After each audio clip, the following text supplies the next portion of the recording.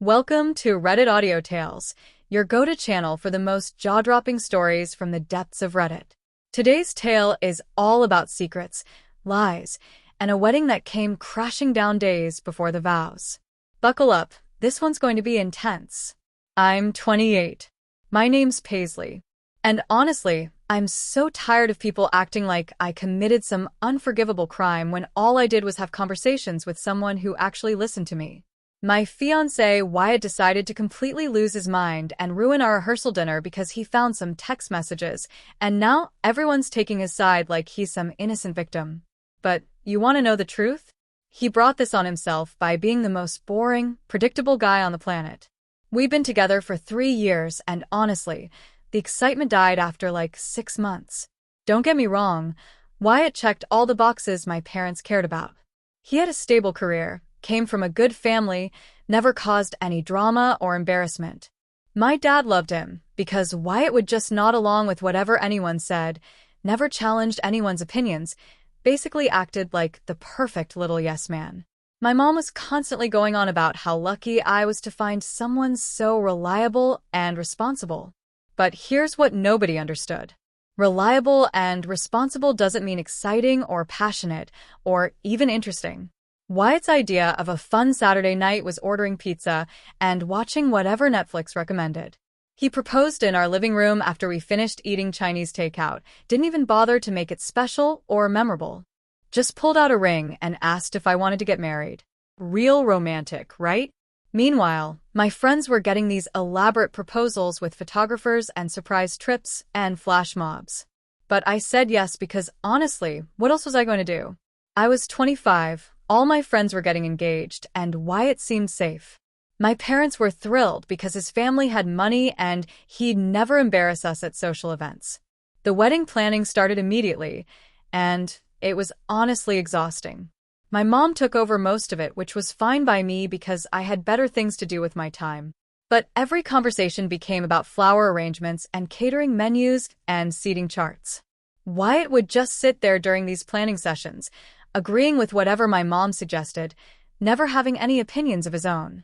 It was like planning a wedding with a cardboard cutout. That's when my mind started wandering back to Colt. Colt was my ex from college.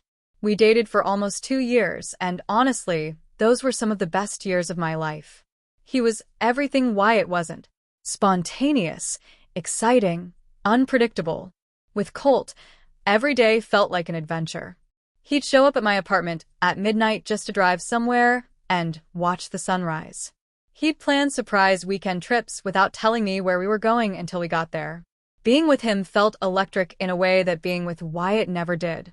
Sure, Colt wasn't as financially stable as Wyatt, and my parents thought he was too impulsive and irresponsible, but when I was with Colt, I felt alive. With Wyatt, I felt like I was slowly dying of boredom. When Colt reached out 6 months ago with just a simple, "Hey, thinking about you" text, I almost didn't respond. But then I thought, what's the harm in catching up with an old friend? We started texting occasionally, nothing serious at first, just reminiscing about college and talking about our lives. It felt so good to have someone ask how I was doing and actually care about the answer. Wyatt had gotten so comfortable in our relationship that he barely listened when I talked about my day at work or told him about things that were bothering me. The thing about Colt is that he actually paid attention to me. Like real, genuine attention. When I told him I was stressed about work stuff, he didn't just grunt and change the subject like Wyatt always did. He'd ask follow-up questions, remember details from our previous conversations, actually engage with what I was telling him. Meanwhile, Wyatt couldn't even remember what department I worked in half the time. Colt and I started meeting up for coffee about 4 months ago, and I know how that sounds, but it was completely innocent at first. We'd meet at this cute little place downtown during my lunch breaks and just talk about everything: our jobs, our goals, what we wanted out of life. It was so refreshing to have deep conversations again because Wyatt and I never talked about anything meaningful anymore. Our conversations were all logistics: whose turn to take out trash, what we needed from the store, whether his mom was coming for dinner Sunday. With Colt, we talked about books and movies and places we wanted to travel and childhood memories. He made me remember who I used to be before I became half of this boring couple. I started looking forward to these coffee meetings more than I looked forward to seeing my own fiancé, which probably should have been a red flag, but honestly, I just figured it meant I needed more intellectual stimulation in my life. It's not like I was doing anything wrong by having a friend who understood me and could hold an actual conversation. The talks gradually became more personal and intimate. Colt told me he'd never really gotten over me, that he'd made a huge mistake letting me go back in college. He said he'd been thinking about reaching out for years, but didn't want to mess up my happiness. But then he said he could tell from my social media that something was missing in my relationship with Wyatt. And you know what? He wasn't wrong. I was posting all these perfect couple photos trying to convince everyone, including myself, that we were happy, but they felt so forced and fake. Wyatt and I looked good together on paper, but there was zero real chemistry or passion anymore. Colt could see right through all my pretending, and it felt incredible to have someone who really knew the real me instead of just the version I was performing for everyone else. I started staying late at my job sometimes just so I could text Colt without Wyatt asking annoying questions about who I was talking to, not because I was hiding anything terrible, but because Wyatt got all weird and possessive whenever I mentioned having lunch with male coworkers or anything like that. He'd make these passive-aggressive comments and give me guilt trips about spending time with other men, so I knew he'd completely overreact about Colt, even though we were just friends catching up. It was easier to keep the friendship private than deal with Wyatt's insecurity and jealousy over absolutely nothing. Colt understood me in ways Wyatt never bothered to try. When I told Colt about my dreams of maybe traveling more or taking some risks in life, he encouraged me and got excited about my ideas. When I mentioned wanting more adventure to Wyatt, he immediately started lecturing me about being responsible and saving money for our future house and retirement. See the difference? Colt believed in me and wanted me to be happy, while Wyatt just wanted to keep me trapped in his safe little boring bubble where nothing interesting ever happened. About 3 months ago, everything changed between Colt and me. We were having coffee, and he reached across the table and took my hand just for a second, but it sent electricity through my entire body. I hadn't felt that kind of spark or excitement with Wyatt in over a year.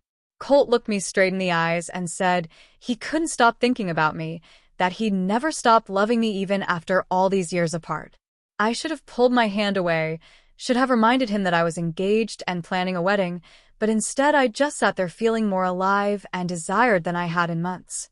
That's when I realized how dead inside my relationship with Wyatt had made me feel. Look, I'm not proud of what happened next, but I'm also not going to pretend I didn't enjoy every single second of it. Colt and I started meeting more frequently, sometimes twice a week. I told Wyatt I had more work events and girls' nights, and honestly, he didn't even seem to care enough to ask for details or want to come along sometimes. He'd just nod and go back to whatever stupid game he was playing on his phone, which basically tells you everything you need to know about how checked out he was from our relationship. Meanwhile, Colt would text me good morning every single day and ask how I slept. He'd send me funny memes during work that actually made me laugh, and he remembered little things I mentioned in passing conversations. When I said I was craving these specific cookies from a bakery across town, he showed up in my office the next day with a whole box of them. When was the last time Wyatt did something thoughtful and romantic like that? I honestly can't even remember, because he'd completely stopped putting in any effort once he knew I wasn't going anywhere.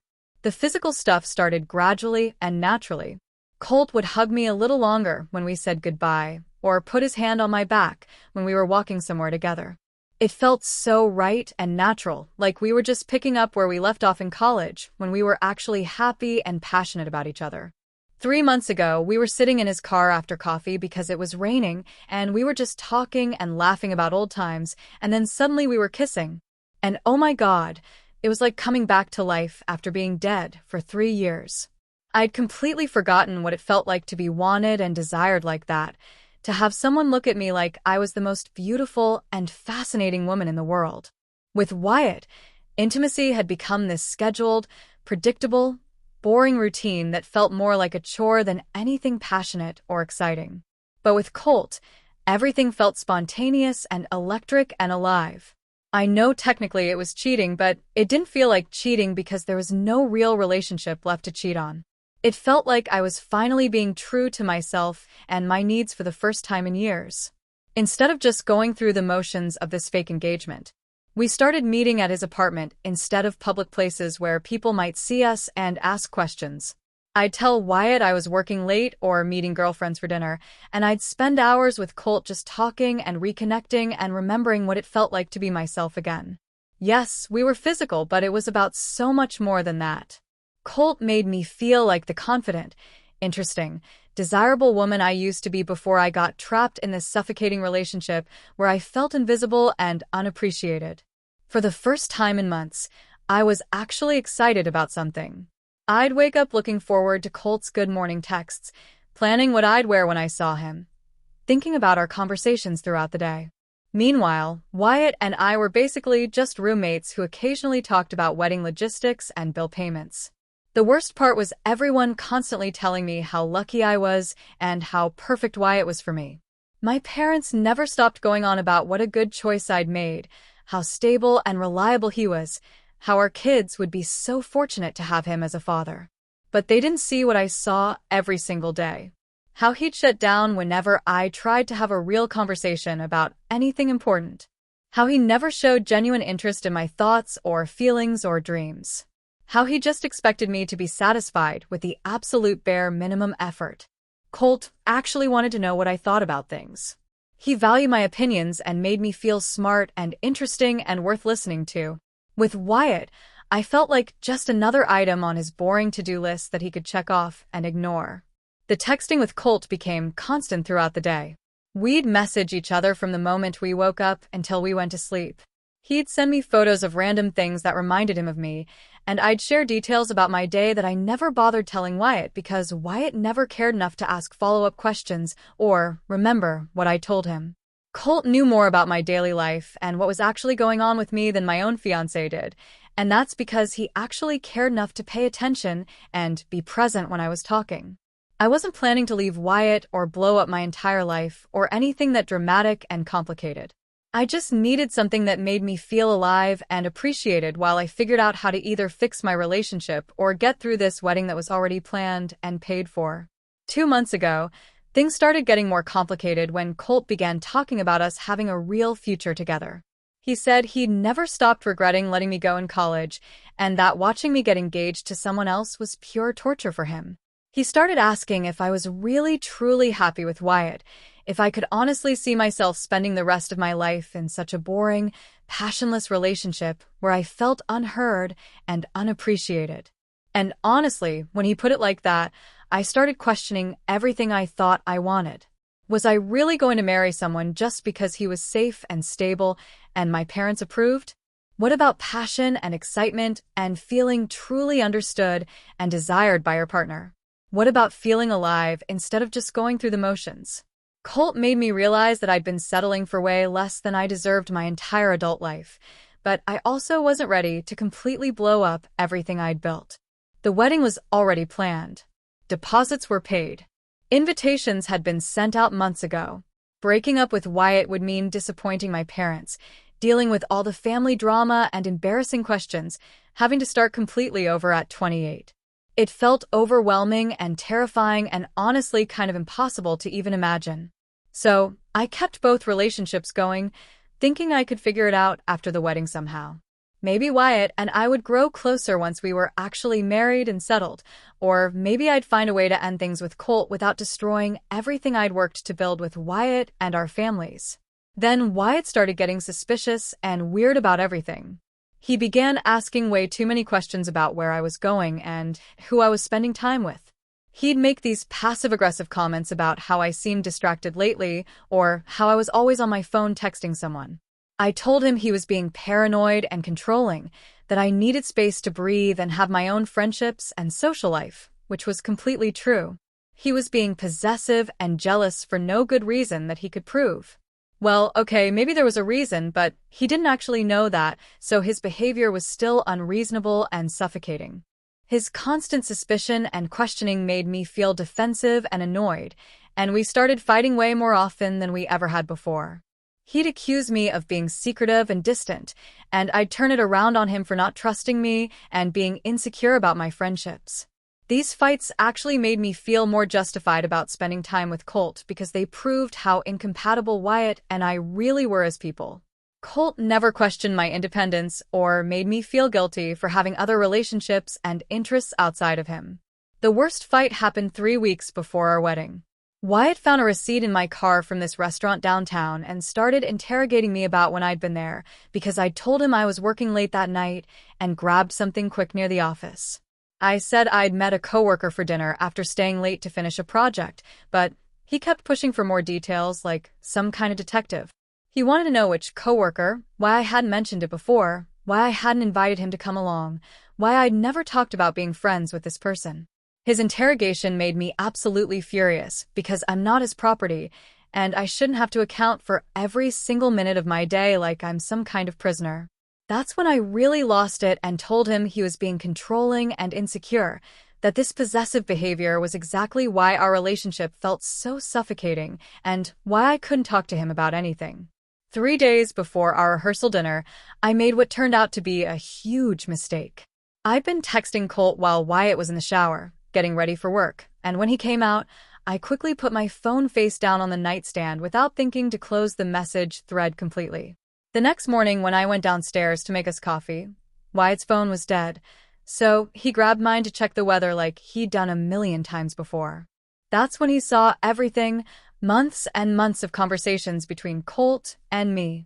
I came back upstairs with our coffee and found him sitting on our bed, holding my phone, looking like someone had just told him his entire family had died in a car accident.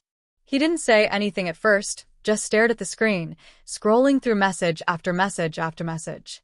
I tried to grab the phone away from him, but he pulled it back and kept reading with this horrible expression on his face. The silence in that room felt like it was going to kill me. When he finally looked up at me, his expression was completely blank and empty. He said my name like it was a question, like he wasn't sure who I was anymore or if he'd ever really known me at all. Then he started reading some of the messages out loud in this weird, flat voice. The ones where Colt told me he loved me and missed me, where I said I thought about him constantly, where we made plans to meet up at his apartment. Hearing those private, intimate conversations spoken in Wyatt's voice felt completely violating and wrong, like he was deliberately trying to hurt me by making something beautiful sound dirty and shameful. I tried to explain that it wasn't what it looked like, that Colt and I were just old friends catching up and reconnecting, that some of the messages were being taken completely out of context. But Wyatt kept scrolling and finding more evidence that made my explanations sound ridiculous and hollow. Messages about meeting at Colt's place, conversations about how bored and unhappy I was in my relationship, detailed plans we'd made to see each other while Wyatt was at work. I could see him putting all the pieces together in real time, and I knew there was no way to spin this that would make it look innocent or harmless. So I decided to go on the offensive, instead of just standing there, letting him attack me. I told Wyatt that this was exactly why I hadn't felt comfortable talking to him about my friendships, because he was controlling and possessive and couldn't handle me having relationships with other people, especially men. I said that if he'd been paying more attention to our relationship instead of taking me completely for granted, maybe I wouldn't have needed to find emotional support and understanding elsewhere. I reminded him of all the times he dismissed my feelings or ignored me when I tried to talk to him about problems in our relationship that were making me unhappy. His reaction was definitely not what I expected at all. Instead of yelling or getting defensive or angry like I thought he would, he just looked sad and tired and defeated. He asked how long it had been going on, and when I hesitated because I didn't want to make things worse, he said he could just scroll through all the messages himself if I preferred to let him figure it out on his own. So I told him about 6 months, but I made sure to emphasize that it was mostly just talking and emotional connection, that nothing really serious or relationship ending had happened between us. Which was technically true in my mind.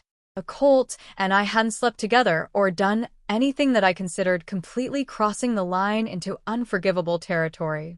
But then Wyatt asked if I'd been physical with Colt at all, and I couldn't exactly lie when he was literally holding months of evidence in his hands. I tried to minimize it as much as possible, said it was just a few kisses here and there, that it didn't mean anything serious or threaten our relationship. But then he found the messages where Colt and I talked about our chemistry and how much we'd missed touching each other and being close. That's when Wyatt finally completely lost his mind. He threw my phone across the room, and it shattered against the wall into like a million pieces.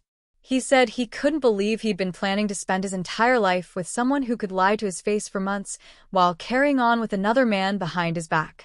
He said he felt like a complete idiot for trusting me, for believing I was the person he thought he was marrying.